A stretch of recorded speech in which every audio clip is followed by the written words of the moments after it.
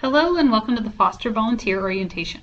Completing this online orientation is the first step in becoming a foster parent for the Wisconsin Humane Society, and we couldn't be more excited to have you as a partner as we work to save the lives of thousands of homeless animals each year.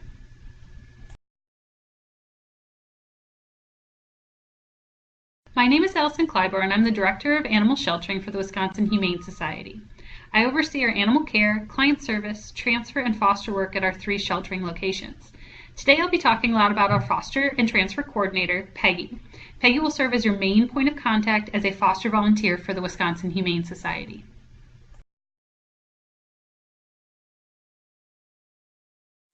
Let's begin with a little bit about the Wisconsin Humane Society. WHS is the largest and oldest humane society in the state of Wisconsin and currently has sheltering locations in Milwaukee, Ozaukee, and Racine counties. We also have a spay-neuter clinic in West Allis, Wisconsin, and our Milwaukee location houses a wildlife rehabilitation center.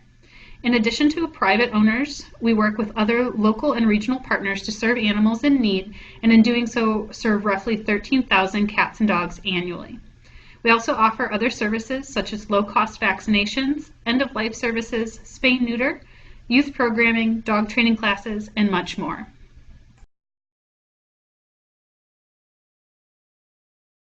Our foster program is growing, and we couldn't be more excited. As mentioned earlier, Peggy Volkert is the Foster and Transfer Coordinator for the Wisconsin Humane Society.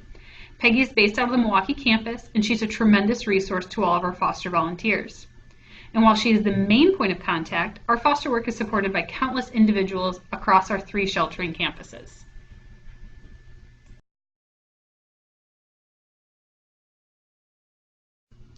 Fostering an animal means you are providing temporary care for an animal who may need medical treatment, behavioral intervention, or just a little time outside of the shelter environment. Our foster program is essential to the life-saving work that we do. Foster homes are an extension of the shelter and allow us to serve more animals. Additionally, time spent with the foster home gives us great information about the animal's personality and future needs. When an animal is in a foster home, it means we have fewer long-stay animals in shelter, which reduces population, which reduces stress, and low stress means happy, healthy animals and more lives saved.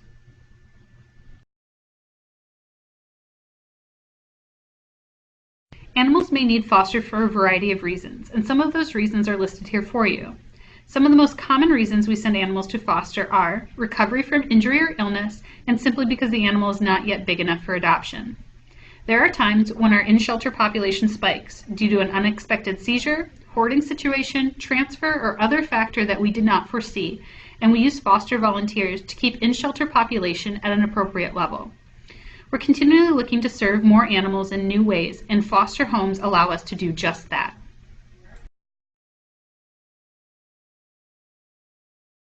Hopefully, if you're still with me, you're interested in becoming a foster volunteer for the Wisconsin Humane Society. So let's review the steps needed in order to do so.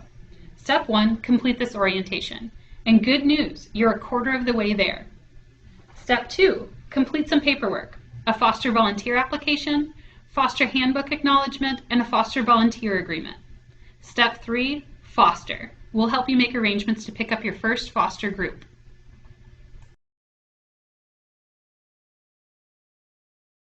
This next section will explore some of the ins and outs of our foster process.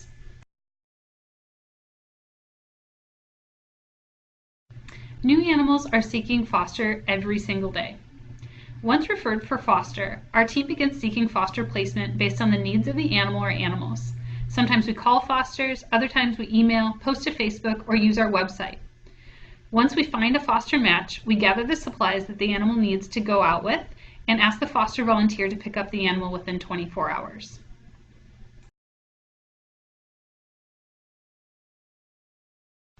WHS provides many of the supplies you'll need for your fosters, such as food, medication, toys, crates and carriers, leashes, harnesses, and loads of support if you have questions.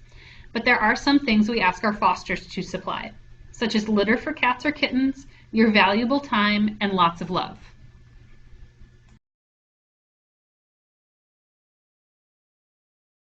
While in your home, we ask you to follow some pretty basic guidelines to keep you, your fosters, and any resident animals healthy and safe. First, wash your hands before and after interacting with your fosters. Keep your foster animals separate from resident animals when possible, and definitely don't allow fosters and resident animals to share bowls or litter boxes. Keep your animals up to date on vaccinations and veterinary exams. If you're fostering cats, scoop the litter box daily, and if you have kittens, you might find it necessary to scoop that litter box multiple times a day. And don't forget to keep all cats inside. For dogs, make sure you're picking up and disposing of feces immediately. Always supervise your foster dog when outside, keeping them on their leash and harness, and do not leave them unattended, even in a fenced-in yard. We ask that you practice positive reinforcement. We don't use force-based training for our animals, and we ask our volunteers to do the same. Once fosters have returned to WHS and before your next foster adventure, make sure to disinfect all washable surfaces. The foster handbook that you'll receive has all of these and many more guidelines in them, so please take a moment to read it thoroughly. And lastly, don't be afraid to ask us questions. We're here to support you.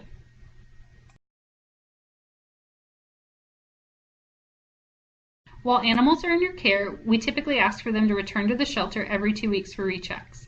However, frequency of rechecks may vary with the reason the animal is in foster. We offer 2 types of rechecks: appointment-based, where you stay with your foster throughout the recheck. These are typically scheduled Monday through Friday at specific hours due to our staffing schedules. Or a drop-off recheck, where animals are dropped off in the morning, you go about your day, and we'll let you know when they're able to be picked up. During the rechecks, the animal's progress relative to the reason for foster is assessed and next steps for animals discussed.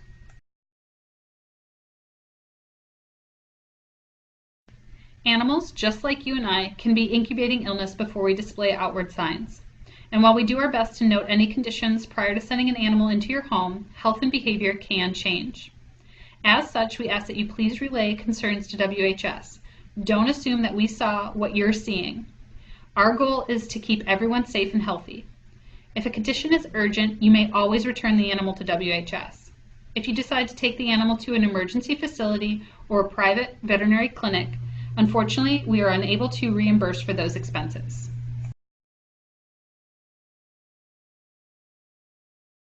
An animal's behavior can change in a new environment or as a reaction to new stimuli. So just as with changes in health, please let us know if you have concerns about your foster animal's behavior. At any point, if you feel unsafe with your animal, please return the animal to WHS.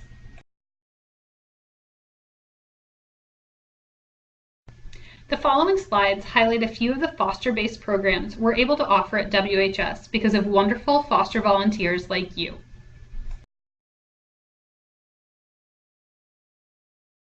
Each summer, we ask foster volunteers to foster a dog in their home for up to 2 weeks for our PAL program. The PAL program is an empathy-building program that connects underserved youth and animals. Each day, the kids spend time cleaning duck cages and wildlife, socializing cats in adoption, and training a dog to learn basic manners. These dogs are critical to the program's success, and the kids in the program create amazing connections with them as they learn about empathy, respect, and kindness. Foster parents are equally critical because they give these dogs a place to relax and call home as they work to change the lives of young children.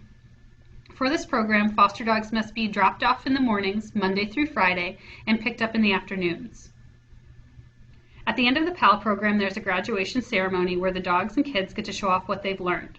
Foster parent attendance is highly encouraged. After the graduation ceremony, the dogs are walked to adoption, where they often have families waiting for them.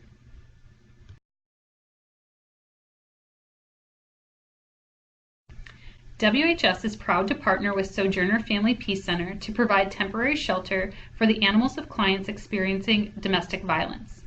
The Safe Haven program offers up to 60 days of care for the victims' animals as they work to identify alternative arrangements for them. This program enables clients to leave abusive situations knowing their animals can leave too. This program is confidential, and therefore we ask that fosters refrain from posting pictures of the animal to social media or sharing information about them.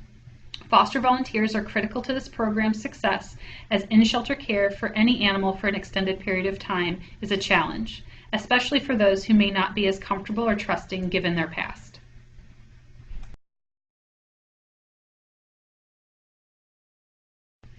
Foster facilitated adoptions are just what they sound like: foster volunteers finding permanent homes for the animals that they are fostering.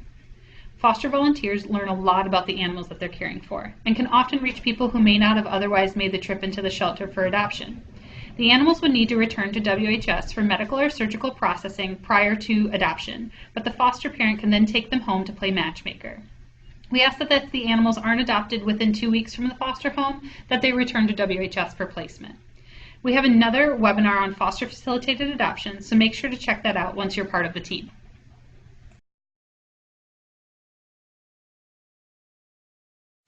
Fostering is super rewarding, but we know you have a life outside of the adorable cats and dogs we're sending your way.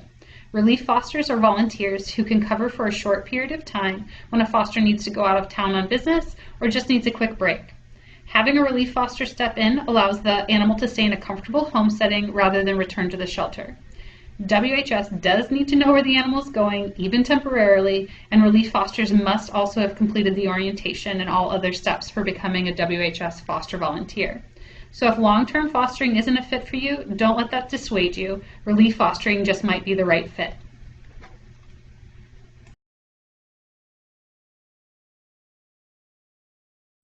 Bottle babies are unweaned kittens who have arrived at WHS without a nursing mom. These kittens are in critical need, and we have to work quickly to find a foster volunteer who is willing and able to take them on. Bottle babies' needs are demanding, from feedings every 2 to 3 hours to helping them go to the bathroom and everything in between. Additionally, this work can be especially emotionally demanding, as despite everyone's best efforts, some kittens may not survive, but it's worth a try. Bottle baby fosters are fulfilling the role of mother cat, and while it may not be glamorous, it certainly is impactful.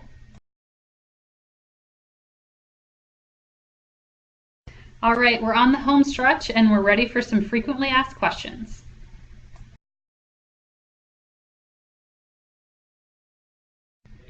Can I choose who I foster? To a certain extent, yes. If you have limitations based on your home environment or lifestyle, we'll work with you to accommodate those needs. What if I need to return my foster unexpectedly? You are always able to return your foster animal. We'd love as much notice as possible so we can plan accordingly, but provided we're open, we can always take the animal back.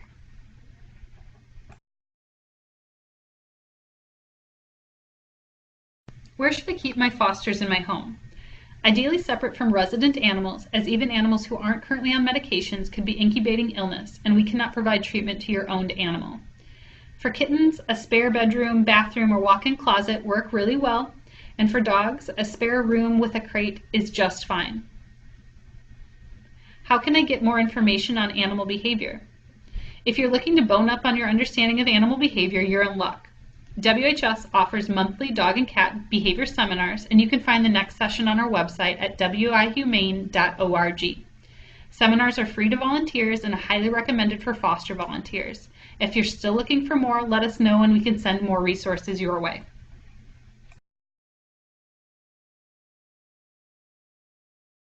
Can I take my foster animal to my friend's house to show them off? It's probably best for your friend to visit you. Your foster animal is doing a lot of adjusting, moving from the shelter to your house, so keeping them in your home until they're cleared for adoption is best practice.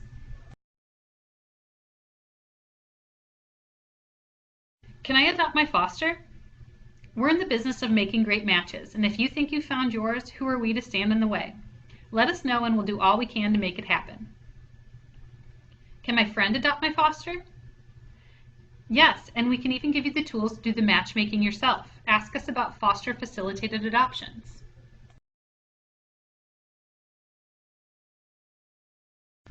Still have questions? Email Peggy at the email address listed below, and she'd be happy to answer any questions you might have.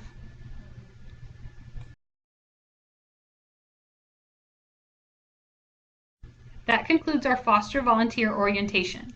If you're still interested in saving lives and joining an amazing group of foster volunteers, then don't forget to fill out an application at foster.wihumane.org.